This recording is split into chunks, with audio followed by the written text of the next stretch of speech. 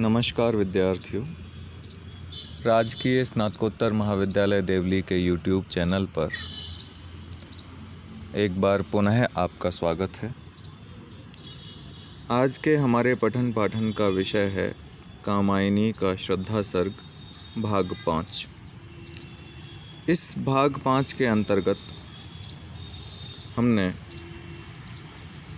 4 पद्यांश लिए हैं जो आपको अपनी स्क्रीन पर दिख रहे होंगे।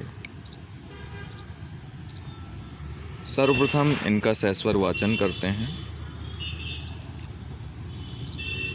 नित्य यौवन छवि से ही दीप्त विश्व की करुण कामना मूर्ति, स्पर्श के आकर्षण से पूर्ण प्रकट करती हो जो जड़ में स्फूर्ति।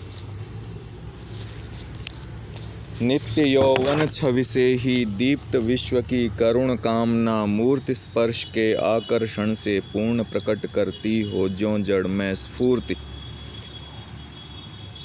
उषा की पहली लेखा कांत माधुरी से भींगी भरमोद, मद भरी जैसे उठे सलज्ज भोर की तारक द्युति की गोद। उषा की पहली लेखा कांत माधुरी से भींगी भरमोद, मद भरी जैसे उठे सलज्ज भोर की तारक द्युति की गोद। कुसुम कानन अंचल में मंद पवन प्रेरित सौरभ साकार, रचित परमाणु पराग शरीर खड़ा हो ले मधु का आधार। कुसुम कानन अंचल में मंद पवन प्रेरित सौरभ साकार, रचित परमाणु पराग शरीर खड़ा हो ले मधु का आधार। और पड़ती हो उस पर शुभ्र नवल मधुरा का मन की साध, हंसी का मद विह्वल प्रतिबिंब मधुरिमा खेला सदृश अबाध। और पड़ती हो उस पर शुभ्र मधुरा का मन की साध, हंसी का मद विह्वल प्रतिबिंब मधुरिमा खेला सदृश अबाध। ये था इसका सस्वर वाचन। आइए इस पद्यांश से संबंधित कठिन शब्दों के अर्थ जान लेते हैं। नित्य का अर्थ है अक्षय अथवा निरंतर। दीप्त का अर्थ है दमकती हुई। कामना मूर्ति का अर्थ है साकार इच्छा। जड़ का अर्थ है अचेतन अथवा निर्जीव। स्फूर्ति का अर्थ है चेतना अथवा जीवंतता। लेखा का अर्थ है रेखा अथवा किरण। माधुरी से भींगी का अर्थ है माधुर्य से सिक्त, माधुर्य से अथवा मधुरता से सना हुआ। मोद का अर्थ है हर्ष अथवा प्रसन्नता और मद का अर्थ है मस्ती। अन्य कठिन शब्दों के अर्थ भी जान लेते हैं। सलज्ज का अर्थ है लजाती हुई, जिसको लज्जा आ रही हो, सलज्ज। द्युति, द्युति का अर्थ है प्रभा अथवा आलोक। तारक द्युति की गोद का सम्मिलित अर्थ हो गया तारों के प्रभा मंडल में। कुसुम कानन अंचल का अर्थ है फूलों का वन प्रदेश। परमाणु का अर्थ है सूक्ष्म कण। मधु का अर्थ है मकरंद अथवा पुष्परस। शुभ्र का अर्थ है उज्ज्वल और मधु का अर्थ है चैत्र मास। वसंत ना लेकर चैत्र मास यहाँ इसका अर्थ लिया गया है। कुछ अन्य कठिन शब्द देखते हैं। अन्य कठिन शब्दों में है आधार। आधार का अर्थ यहाँ लिया गया है आश्रय से। साध, साध का अर्थ लालसा अथवा चाह। मधुरा का मन की साध, ये 7 अंकित हो गया है, आप इसे साध पढ़िएगा। चैत्र पूर्णिमा की रात्रि।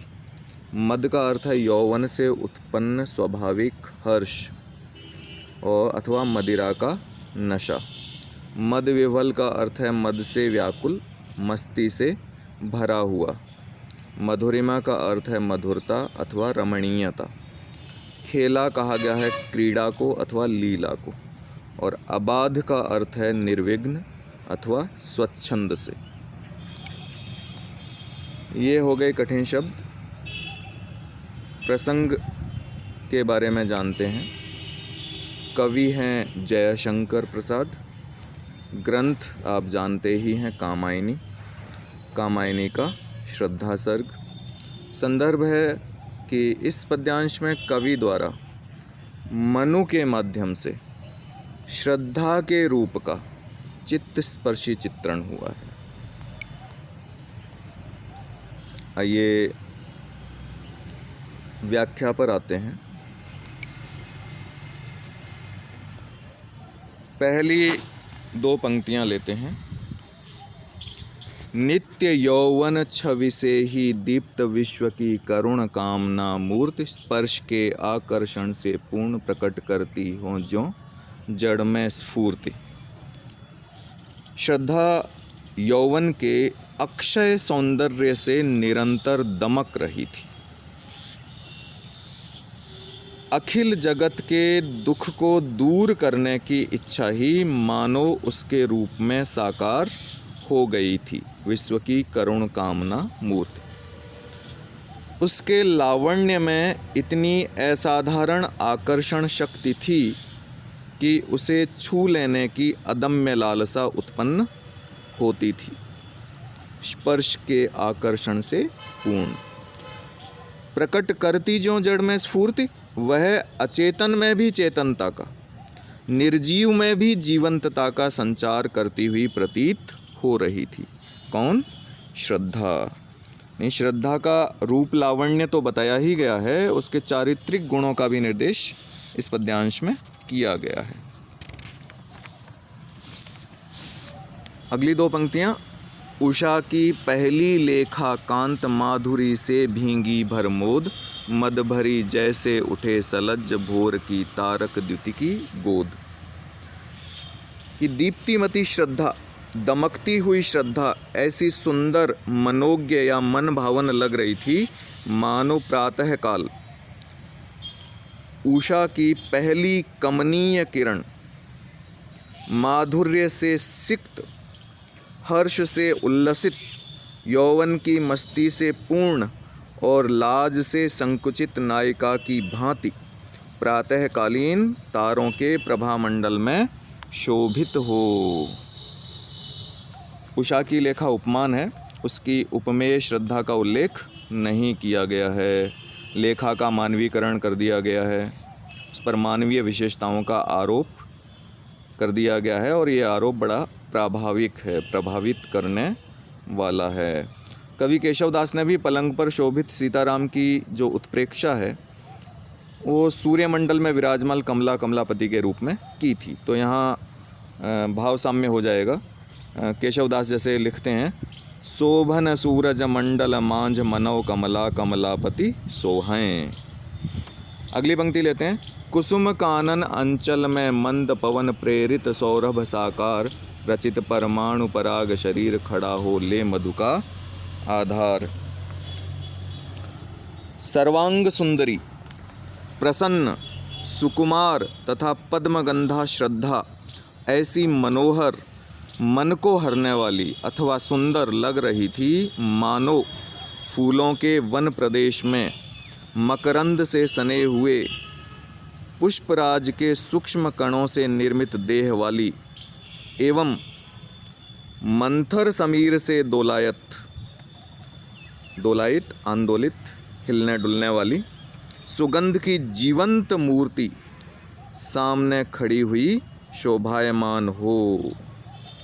और पड़ती हो उस पर शुभ्र नवल राका मधुरा, और पड़ती हो उस पर शुभ्र नवल मधुराका मन की साध, हंसी का मद विह्वल प्रतिबिंब मधुरिमा खेला सदृश आबाद।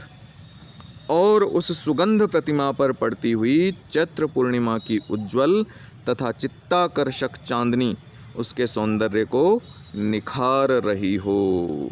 निश्रद्धा की मादक मुस्कान की जो प्रतिच्छाया रमणीय चंद्रिका के रूप में कल्पित की गई है कि श्रद्धा की मादक मुस्कान की प्रतिच्छाया रमणीय चंद्रिका के रूप में प्रकृति के रंगमंच पर स्वच्छंद क्रीड़ा सी करती हुई प्रतीत हो रही थी। उत्प्रेक्षा के माध्यम से कवि ने बहुत ही प्रभावी वर्णन किया है तो ये था इन पंक्तियों का अर्थ व भावार्थ, इनकी व्याख्या। आइए इनसे संबंधित विशेष बातों पर गौर करते हैं। पहला तो हम ये लिख सकते हैं कि इस पद्यांश में श्रद्धा के रूप लावण्य के साथ उसके चारित्रिक गुणों का भी निर्देश किया गया है। और जो प्रथम पद्यांश है उसके दूसरे चरण में, प्रथम पद्यांश का दूसरा चरण कौन सा था? विश्व की करुण कामना मूर्ति। इस पद्यांश में आपके रूपक है और चौथे चरण में प्रकट करती ज्यों जड़ में स्फूर्ति, उत्प्रेक्षा अलंकार है। और पूरे पद्य में उल्लेख अलंकार है। साभिप्राय बहुत सारी चीज़ों की बात की गई है। यौवन है, विश्व है, मूर्ति है, जड़ है, तो उल्लेख अलंकार हो जाएगा। और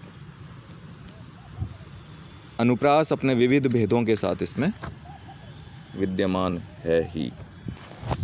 द्वितीय पद्यांश उषा की पहली लेखा कांत, माधुरी से भींगी भरमोद, मद भरी जैसे उठे सलज्ज भोर की तारक द्युति की गोद में, हर्ष और व्रीड़ा नामक संचारी भावों का निर्देश किया गया है। क्या कहकर किया गया है इसमें आप ध्यान दीजिए।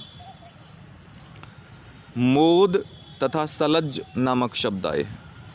तो मोद से हर्ष नाम का संचारी भाव और सलज्ज से व्रीड़ा नामक संचारी भाव प्रकट होता है, इनका निर्देश किया गया है। तथा इसमें मानवीकरण अलंकार है। लेखा, उषा की पहली लेखा कांत, तो लेखा का मानवीकरण कर दिया गया। कल्पना है तो उत्प्रेक्षा अलंकार है, साथ ही अनुप्रास अलंकार तो विद्यमान है ही।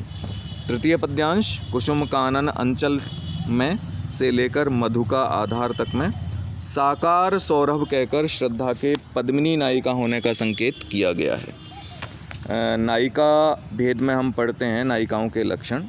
तो यद्यपि पद्मिनी नायिका के लक्षण बहुत कम ही काव्य शास्त्रकारों ने बताए हैं, केवल उल्लेख मात्र मिलता है। अशोक घोष भी केवल नाम का उल्लेख करते हैं, लक्षण इत्यादि की चर्चा नहीं करते।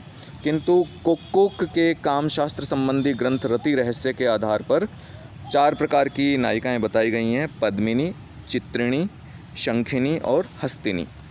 और ये भी उल्लेख मिलता है कि जो पद्मिनी नायिका है वो कमल के समान रूप वाली होती है, उसकी आंखें कमल के समान सुंदर होती हैं, उसके शरीर की कांति कमल के समान होती है, साथ ही उसके शरीर से कमल के फूलों की सुगंध भी आती है। तो ये पद्मिनी नायिका होने का संकेत किया गया है साकार सौरभ कहकर। साथ ही तृतीय व चतुर्थ पद्यांश में उपमा अलंकार है, उत्प्रेक्षा भी है और अनुप्रास तो है ही है। इन पद्यांशों में प्रसाद ने जिस कल्पना शक्ति से काम लिया है उसमें रामधारी सिंह दिनकर की टिप्पणी या उनका जो कथन है वह प्रासंगिक होगा। उन्होंने उनकी कल्पना शक्ति की प्रशंसा करते हुए ये श्लाघात्मक टिप्पणी की है कि रूप चित्रण में कल्पना इससे आगे जा सकती है या नहीं कहना कठिन है। अर्थात रामधारी सिंह दिनकर भी प्रसाद की कल्पना शक्ति से और रूप वर्णन से प्रभावित हैं। ये हो गई इससे संबंधित विशेष बातें। अब आप अपना गृह कार्य अंकित कर लीजिए। आज का गृह कार्य है कि पद्यावतरण में प्रयुक्त, इन 4 पद्यावतरणों में प्रयुक्त प्रमुख अलंकारों के नाम लिखिए। आपको पढ़ाते समय सारे अलंकारों के नाम लिए गए हैं, तो उन अलंकारों का नाम उल्लेख आपको करना है। आज के लिए बस इतना ही। आप सब लोगों का बहुत बहुत धन्यवाद।